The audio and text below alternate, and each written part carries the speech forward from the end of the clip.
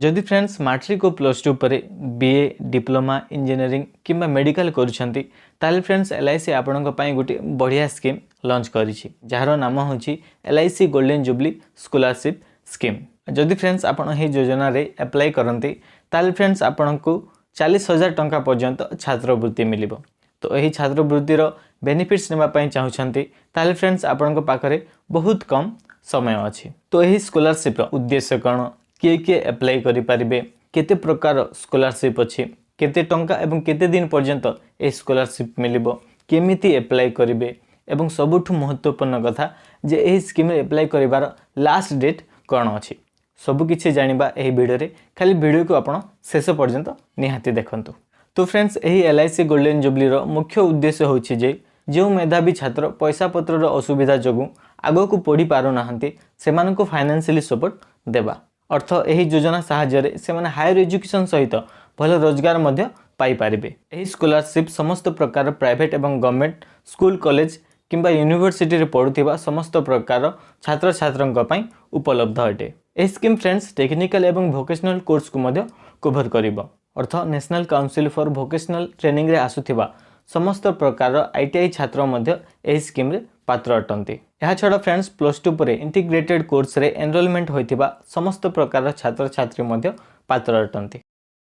LIC golden jubilee scholarship friends दुई प्रकार, गोटे होची जनरल एवं आ गोटे होची स्पेशल। जनरल स्कॉलरशिप रे सब छात्र छात्री अप्लाई करि परिबे किंतु स्पेशल स्कॉलरशिप रे केवल झियो माने ही अप्लाई करि परिबे। जनरल स्कॉलरशिप रे फ्रेंड्स सही छात्र छात्री ही अप्लाई करि परिबे जो माने एकेडमिक ईयर 2022 रु 2024 भितरे प्लस टू किंबा इक्विवेलेंट कोर्स रे 60% मार्क रखी पास करथिबे किंबा ताहाटू अधिक परसेंट मार्क रखी पास करथिबे। ताहा सहित फ्रेंड्स 2024-25 एकेडमिक ईयर रे जो माने प्रथम वर्ष एमबीबीएस बीडीएस बीटेक किंबा जे कोनोसी सब्जेक्ट रे ग्रेजुएशन करछंती से माने ही एही योजना रे अप्लाई करि परिबे।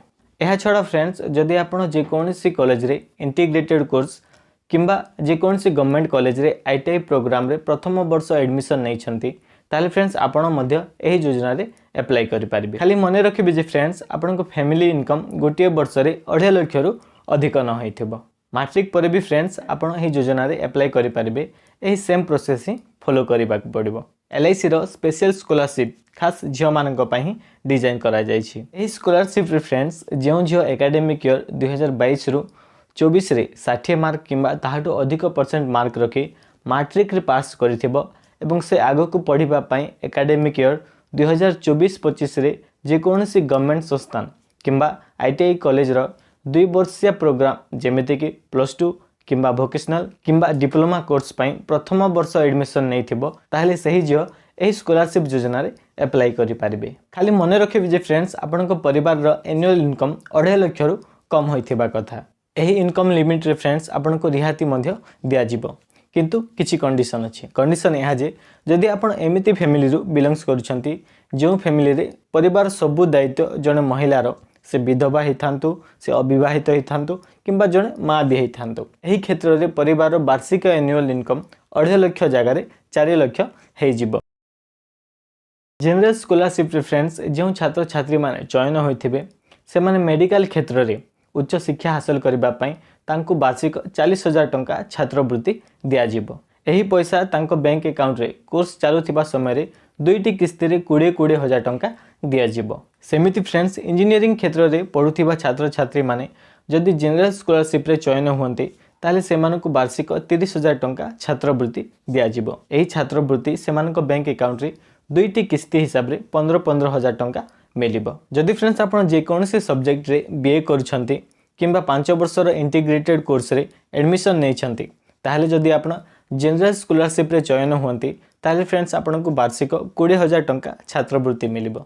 एही छात्रवृत्ति आपनको बैंक अकाउंट को दुईटी किस्ती रे 10-10 हजार हिसाब रे आसीबो। मैट्रिक परे जदि जेउ झियो आगो को पढिबा पई चाहुछंती एवं से जदि स्पेशल स्कॉलरशिप रे चयन हुअन्ती ताहले तांको वार्षिक 15,000 टंका स्कॉलरशिप मिलिबो। एही पैसा फ्रेंड्स प्लस टू डिप्लोमा किंबा वोकेशनल रो 2 वर्षीय कोर्स करिबा समय रे तांको बैंक अकाउंट को 7,500 हिसाब रे दुईटी किस्ती रे पैसा आसीबो।